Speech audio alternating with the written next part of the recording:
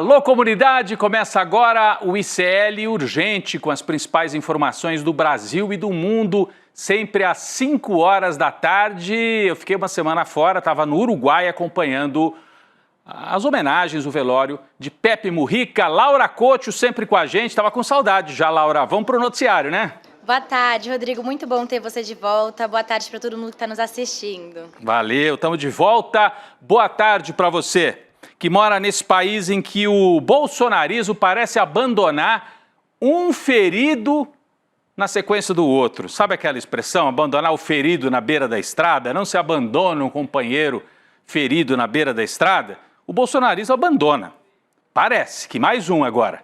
Fábio Van Garten, que foi ministro, assessor, braço direito de Jair Bolsonaro, foi demitido do cargo que possuía no PL, o Partido Liberal, depois de críticas a Michele Bolsonaro terem vazado. Já vamos falar sobre o fogo no parquinho bolsonarista. Já voltamos, porque é muito importante. O Fábio Van Garten é um arquivo do bolsonarismo. Em depoimento ao STF, essa é a principal notícia de hoje então, em depoimento ao STF, na qualidade de testemunha requisitada pela acusação, ou seja, pela Procuradoria-Geral da República, o ex-comandante da Aeronáutica, Batista Júnior, confirmou que o chefe do Exército, Freire Gomes, ameaçou prender Bolsonaro se ele insistisse num caminho golpista. Importantíssimo isso, entregou tudo, hein? Porque o Freire Gomes, na segunda-feira, tinha dado uma aliviada. Hoje, Batista Júnior confirmou a informação. Vamos dar uma olhada? A nossa equipe separou aqui o trecho em que Batista Júnior fala exatamente sobre isso. Então, perguntado lá pelos ministros no STF, ele estava depondo e tal. O senhor confirma? Confirmo, sim, senhor. Acompanhei anteontem a repercussão do depoimento de Freire Gomes. Eu estava chegando de viagem. Freire Gomes é uma pessoa polida e educada. Ele não falou com agressividade que ele faria isso. Aliás, ele não faria isso, falar com agressividade. Mas é isso que ele falou para o Bolsonaro, com muita tranquilidade e calma. Mas colocou exatamente isso. Se ele fizer, eu vou ter que prender. Então, tá aí a frase. Ele mais de uma vez voltou a esse ponto. Nós vamos destacar ao longo dessa edição vários trechos em que Carlos de Almeida Batista Júnior, que foi comandante da Aeronáutica no governo Bolsonaro, entrega o que ouviu. E entrega e confirma, ele já tinha falado para a polícia, confirma que o Bolsonaro ouviu do chefe do Exército que se ele insistisse no golpe poderia ir preso. O depoimento de hoje não foi transmitido, mas foi aberto para os jornalistas. O ICL estava lá dentro, com a presença de Juliana Dalpiva. E é a Juliana que entra ao vivo agora. Juliana, muito obrigado, diretamente de Brasília, trabalhou no STF. A gente observa que ela já está ali se preparando para voar, está ali no aeroporto de Brasília. Juliana, boa tarde. O Batista Júnior foi bem mais firme do que o comandante do Exército, Freire Gomes, tinha sido na segunda-feira. E outra coisa que chama a atenção, né? Você vai falar disso para a gente. Nenhum dos réus estava lá hoje para acompanhar. Eles podiam estar, né? Mas nenhum quis estar ali para ficar frente a frente com o ex-chefe da Aeronáutica. Boa tarde, Juliana. Boa tarde, Rodrigo. Boa tarde para a comunidade do ICL. Vocês estão me ouvindo direitinho, né? Sim, perfeito.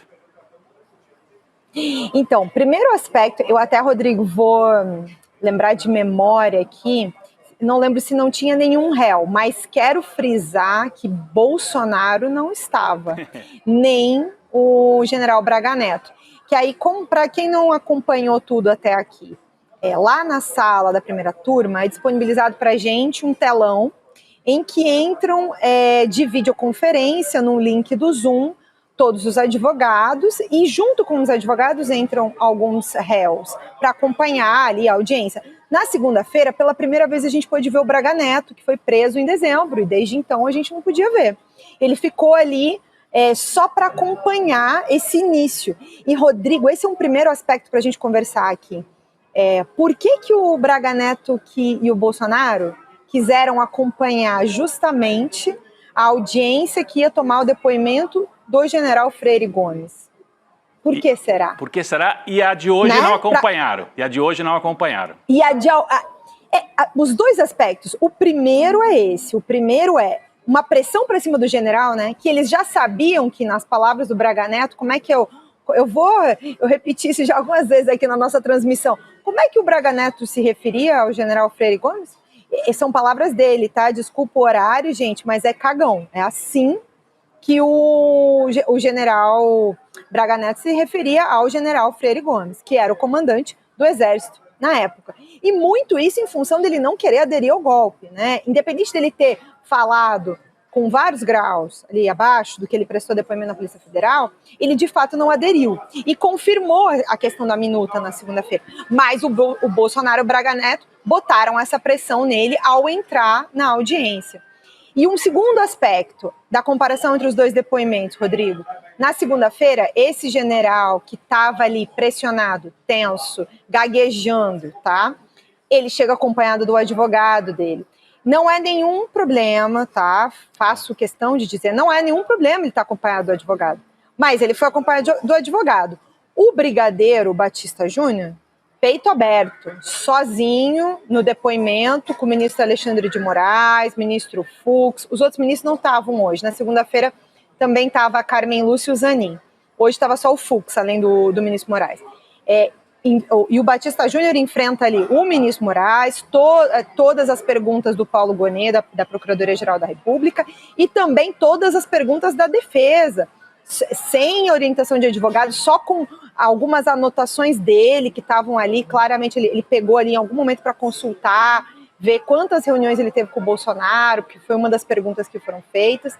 E ele o tempo todo, muito diferente do Freire Gomes, assertivo, decisivo, respondendo com clareza, com objetividade, sem demonstrar uma tensão de querer controlar o que ele estava falando, que foi uma coisa que eu notei muito no depoimento do Freire Gomes.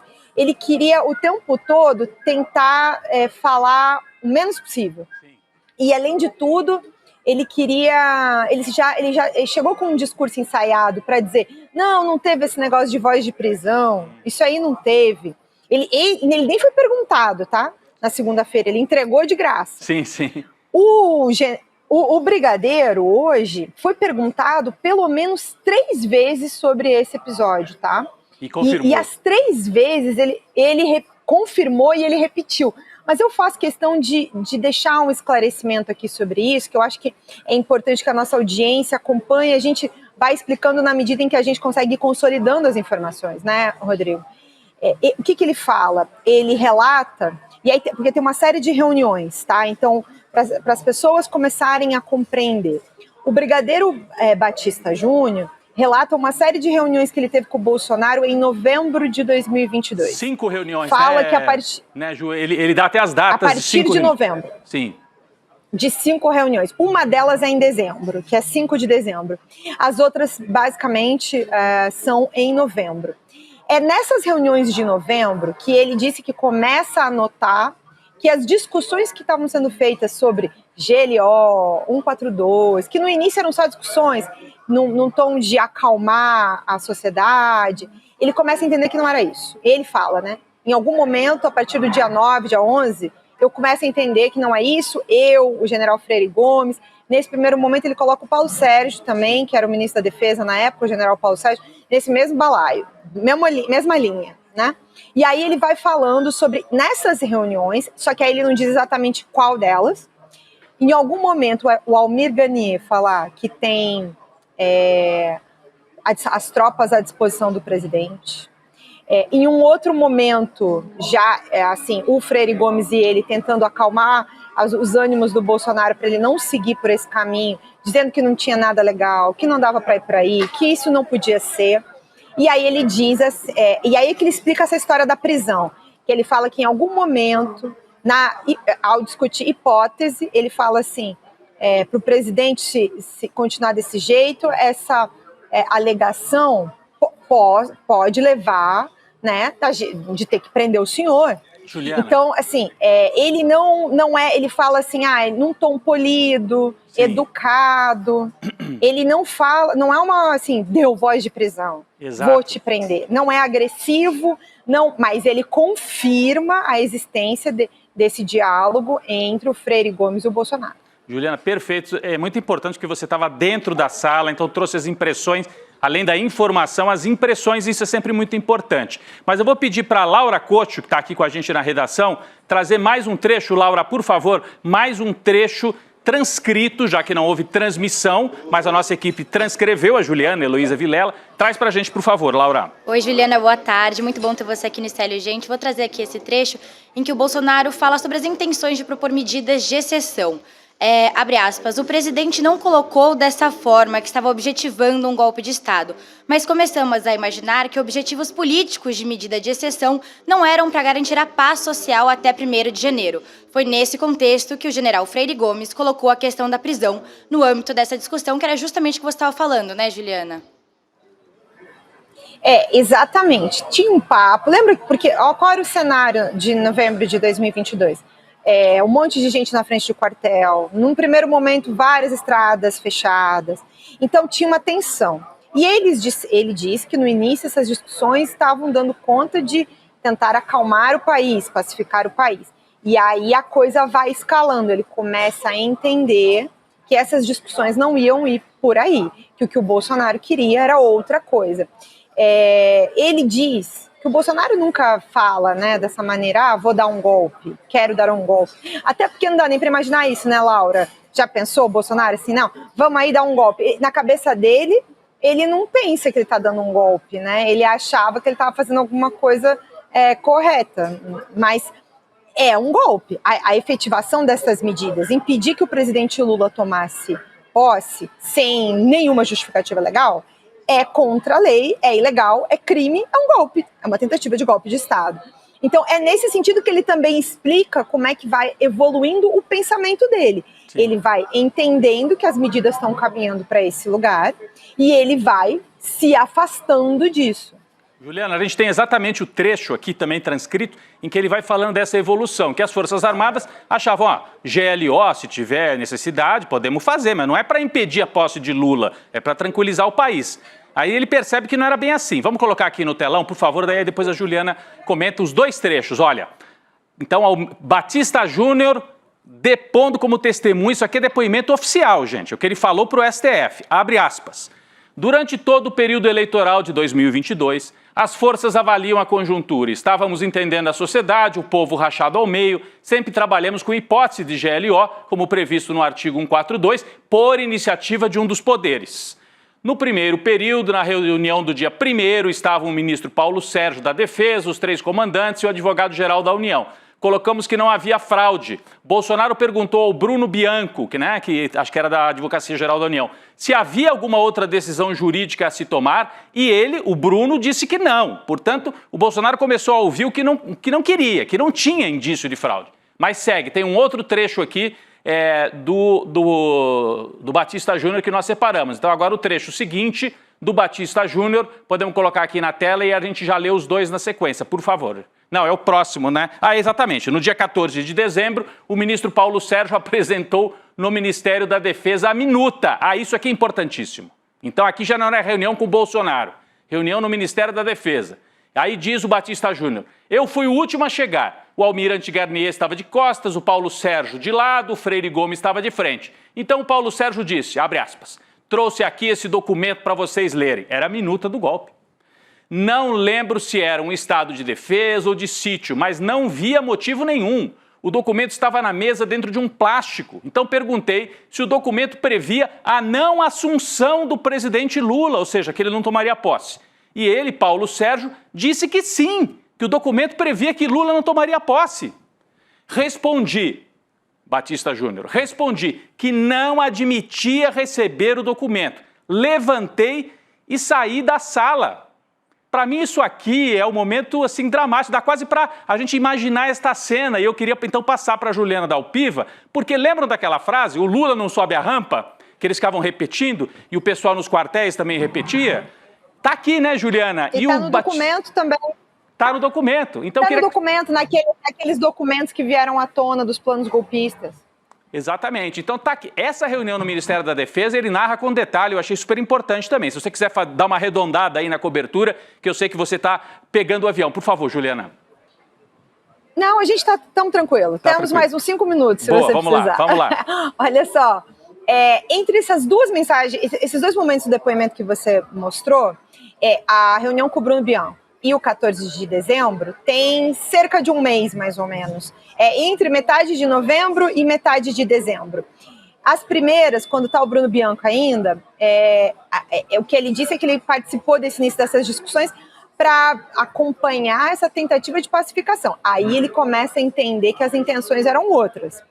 Quando acontece o 14 de dezembro, ele já está com a paciência esgotada, tá? O brigadeiro está com a paciência esgotada. Ele já tinha manifestado algumas vezes que ele não iria, que a aeronáutica não iria acompanhar, que nada disso iria adiante pela aeronáutica. E ele estava alinhado com o comandante do Exército, segundo o que ele fala. O que chama atenção, Rodrigo, entre esses dois momentos, que eu acho que é importante frisar, é que no primeiro momento, quando está essa reunião com o Bianco, o Paulo Sérgio, segundo o depoimento do Batista Júnior, ainda acompanhava eles. Sim. Não iria acompanhar o golpe. Aí passa um mês e o Paulo Sérgio muda de lado. Quando chega nessa reunião, que é uma reunião já depois da reunião do dia 7 e de uma outra reunião que, se não me engano, é no dia 12, e essas duas não são mais... O Batista Júnior não está nelas, quem está é o Freire Gomes, e o Bolsonaro apresenta um documento que vem pelo Felipe Martins, e aí tem aquela troca de mensagens entre o Cid e o Freire Gomes, e o Cid fala que ele enxugou o decreto, lembra? Aí vem esse momento da mudança do documento. Por isso que, assim, só para segurar aqui o 14, para a gente já chegar nesse momento dramático que você está falando, o Freire Gomes, independente de ter feito um depoimento medroso, mais contido, e até ter ali tentado minimizar a responsabilidade de todo mundo nisso, ele confirmou essas reuniões, essa do dia 7, no dia 12, ele confirmou ter visto esse documento que era muito parecido com o que foi apreendido na casa do Anderson Torres. Então, isso para a Procuradoria-Geral da República, somado ao que o brigadeiro está falando, confirmou a acusação. Perfeito. Então, assim, o depoimento do brigadeiro, ele é muito mais substancial, decisivo, coloca muito mais as coisas no seu lugar, no peso delas, mas as declarações do Freire Gomes ajudam a acusação nesse aspecto, independente desse pedaço que ele tinha falado sobre a hipótese da prisão. Para a acusação em si, para a PGR, isso era uma questão menor. E aí, por isso a gente vem falando ao longo da semana da dimensão pública desse processo para a dimensão jurídica. Para a dimensão jurídica, o plano da PGR está caminhando direitinho. Perfeito. A acusação está conseguindo coletar as provas que precisa para sustentar a denúncia que apresentou o Supremo Tribunal Federal. E se você perguntar a minha opinião, a partir de hoje, Jair Bolsonaro está mais perto da condenação. Então você já respondeu. Fortíssimo, é um quebra-cabeça. Juliana Dalpiva, obrigado pela sua participação. Lembrando, para quem chegou agora, o depoimento não foi transmitido, mas a gente tinha equipe, tinha jornalista, tinha a repórter Juliana Dalpiva, também a Heloísa Vilela, dentro da sala, e a Juliana trouxe toda a interpretação do que ela viu, né, e do que ela ouviu para a gente. Obrigado, Juliana, pelo teu trabalho e pela tua participação aqui no ICL Urgente. Obrigada, queridos. Até amanhã. Valeu. Muito importante a gente ter ao vivo aqui a Juliana Dalpiva. Eu vou aproveitar para rapidamente, gente, é um quebra-cabeça. Então a Juliana explicou. Freire Gomes, na segunda-feira, ex-comandante do Exército, deu um depoimento mais medroso. Não confirma que deu voz de prisão para o Bolsonaro, mas isso, do ponto de vista jurídico, não importa tanto assim, porque ele confirma que as reuniões aconteceram.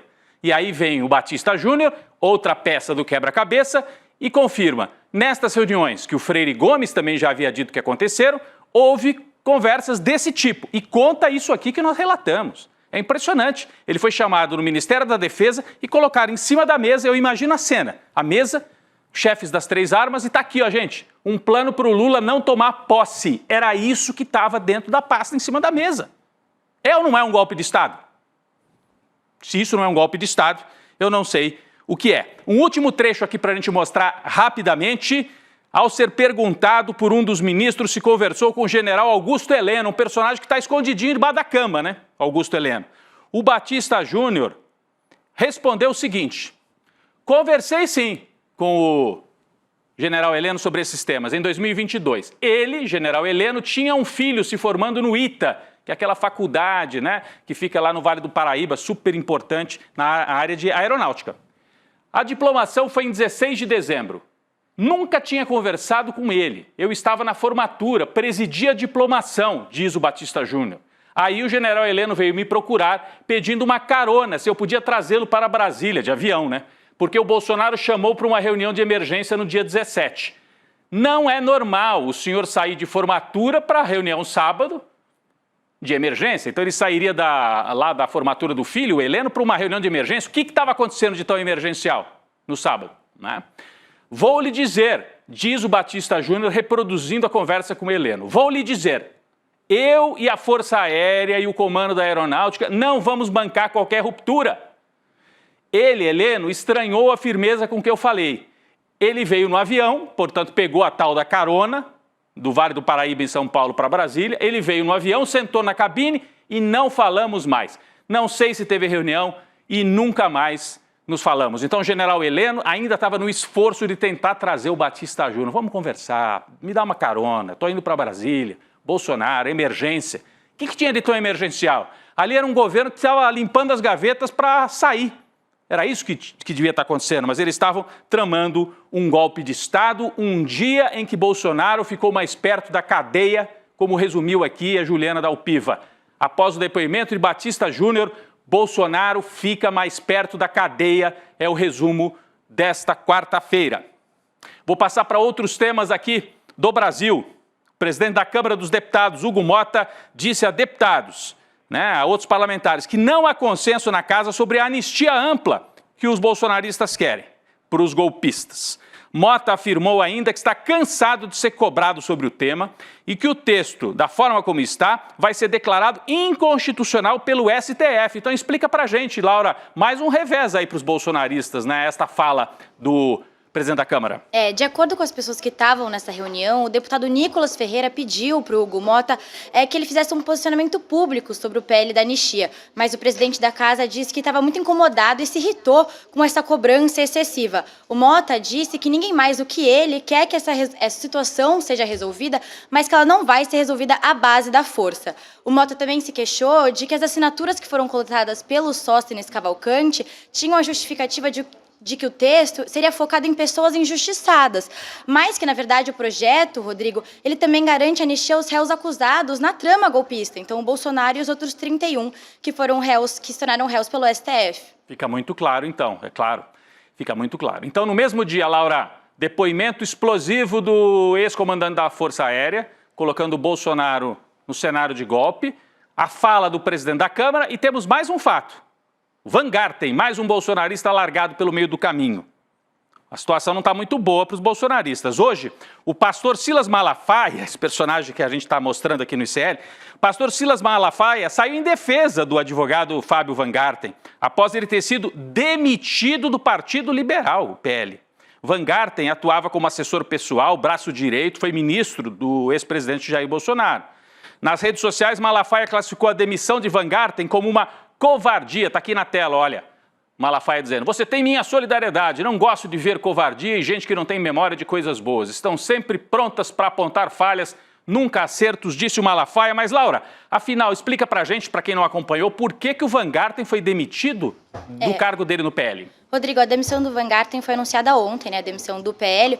O motivo foi o incômodo da ex-primeira-dama, a Michele Bolsonaro, depois daquelas mensagens que foram vazadas entre o Cid e o Weingarten, que a gente mostrou aqui no ICL Urgente no começo da semana. Nessa conversa, o Weingarten ele criticou uma eventual candidatura da Michele à presidência e concordou com o Mauro Cid de que a Michelle tinha muita coisa suja no passado dela. Eu acho que a gente tem o print dessas conversas, tá aí na tela. Além disso, o Weingarten e o Cid, eles concordaram que preferiam votar no Lula para presidente do que a Michelle.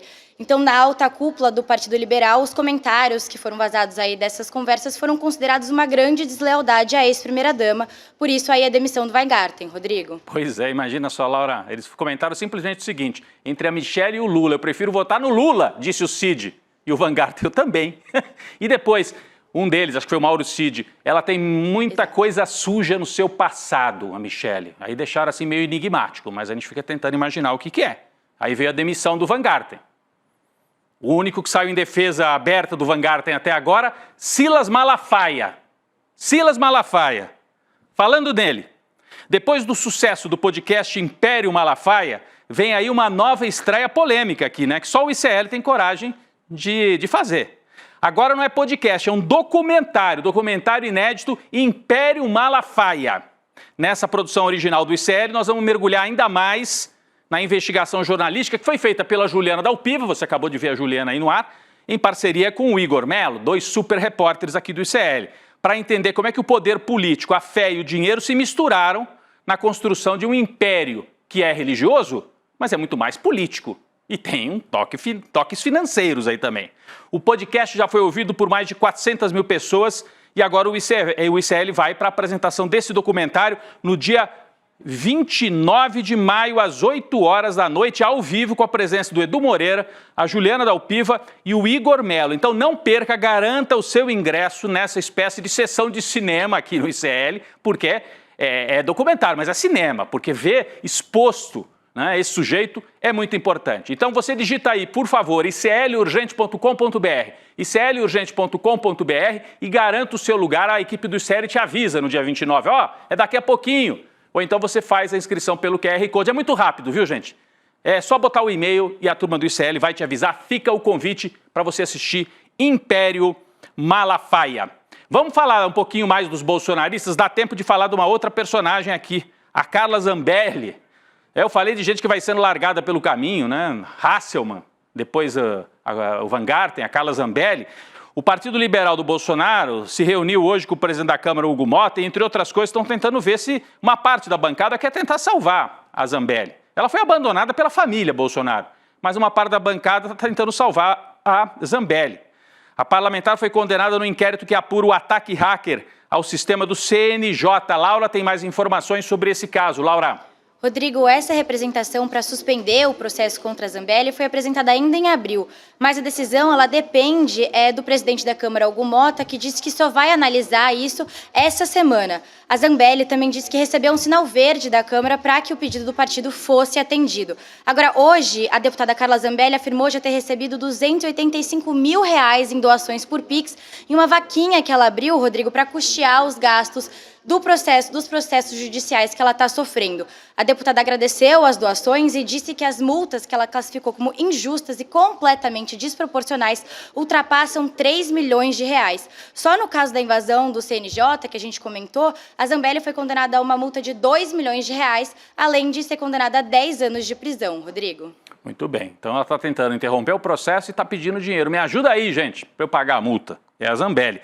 Notícia internacional importante, gente, e estarrecedora, na verdade. Vou até mudar de câmera aqui. O presidente sul-africano Cyril Ramaphosa contestou a afirmação do presidente Donald Trump de que os sul-africanos brancos estão sofrendo genocídio no país. Isso aconteceu hoje durante uma reunião entre os líderes no Salão Oval da Casa Branca. O presidente sul-africano disse o seguinte: se houvesse o genocídio dos fazendeiros brancos, posso apostar que esses 3 cavalheiros aqui não estariam comigo, incluindo o meu ministro da Agricultura. Ele não estaria comigo, porque ele estava acompanhado de sul-africanos brancos nesse encontro. Cyril Ramaphosa estava se referindo a essa turma que estava com ele. Mas o que chama a atenção? Que o Donald Trump praticou uma espécie de bullying, como ele já tinha feito com o Zelensky. Uma humilhação pública. A turma não aprende, vai para esse salão da Casa Branca para ser humilhada, porque daí o Ramaphosa fez essa afirmação, o Trump chamou uns vídeos. A gente tem aqui, não sei se dá tempo de mostrar, talvez não, no ICL Notícias Segunda Edição, nós vamos trazer isso aqui em detalhe. Enquanto está ali o presidente da África do Sul, Trump passa vídeos dobrando a aposta e dizendo não, tem racismo lá no seu país contra os brancos. Sabe aquele papo de racismo reverso? O Trump nunca falou nada sobre o apartheid que os africaners brancos impuseram à população negra. Agora está querendo dizer que tem racismo contra os brancos, porque o Elon Musk é um branco bilionário de origem sul-africana, estava aí junto com ele. Então é mais um caso de bullying praticado dentro da Casa Branca. A gente vê ali na tela, ele mostrando o vídeo, né, contando essa história, né, e praticamente humilha o presidente da África do Sul dentro da Casa Branca. É impressionante. Uma última notícia internacional importantíssima, que vem da Europa. O ex-deputado ucraniano Andriy Portnov foi morto a tiros. Gente, parece coisa da máfia, e é, né? E é. Parece o caso aqui do sujeito que foi morto aqui no aeroporto de São Paulo. Mas o ex-deputado ucraniano Portnov foi morto a tiros do lado de fora de uma escola perto da capital espanhola, Madrid, após deixar os filhos no colégio. Portnov, de 52 anos, era assessor e braço direito de Viktor Yanukovych, ex-presidente da Ucrânia, pró-Rússia, e era o principal rival de Volodymyr Zelensky. Laura, rapidinho, mais informações. Foi assassinado em Madrid o principal rival do Zelensky, que é um sujeito que é pró-Rússia. Laura. Rodrigo, segundo as autoridades locais, homens armados que não foram identificados atiraram no Portnov por volta das 9h15, 4h15 aqui do horário de Brasília. Uma fonte do Ministério do Interior da Espanha disse que várias pessoas atiraram nele nas costas e na cabeça e depois fugiram. Quando os serviços de emergência chegaram no local, eles encontraram o Portnov morto com pelo menos 3 marcas de tiro. As autoridades agora trabalham com 2 hipóteses, crime político ou acerto de contas, Rodrigo. As 2 hipóteses podem estar juntas, né? Acerto de contas e um crime político. Laura Couto, obrigado mais uma vez pela parceria aqui na nossa retomada do ICL Urgente. Muita notícia, agradecendo a audiência fortíssima nesta quarta-feira de notícias ruins para o bolsonarismo, mas boas para a democracia brasileira e de notícias internacionais impressionantes. Laura, obrigado. Na sequência, o Chico Sá, a Gabi Varela, vem para detalhar ainda mais e a gente debater estas notícias que a Laura e eu já adiantamos para você aqui com a participação fundamental da Juliana Dalpiva desde Brasília. Obrigado, pessoal, mais uma vez aqui com a gente no ICL Urgente. Fiquem com ICL Notícias, segunda edição. Talvez você não saiba, mas a figura do Malafaia carrega muitas contradições. A principal delas está na vida financeira dele. Os relógios Rolex, os carros importados, o jatinho e tantos outros detalhes mostram um típico milionário. Mas os documentos que eu reuni contam uma história bem diferente. A mágica que o pastor executa é a seguinte: borrar a linha que separa o que é dele e o que é da igreja. Você quer saber o quê? O que é que você quer saber? Como o Malafaia deu esse salto em direção à extrema-direita e como ele deixou de se portar como um homem de aparência simples para viver uma vida de milionário.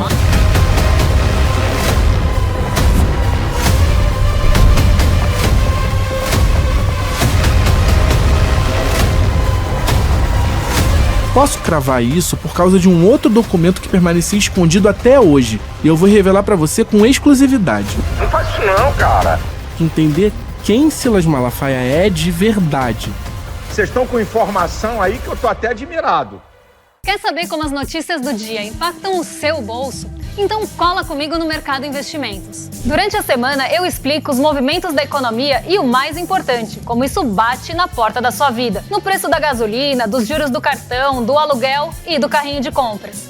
E eu queria te perguntar, o preço subiu mesmo? Porque as pessoas estão cautelosas e receosas com os preços. Elas acham que a inflação vai subir, porque aumenta essa desigualdade. De segunda a sexta-feira, ao vivo, das 11 às 11h30, um panorama econômico do Brasil e do mundo no canal do ICL Notícias. A informação que faz a diferença no seu dia.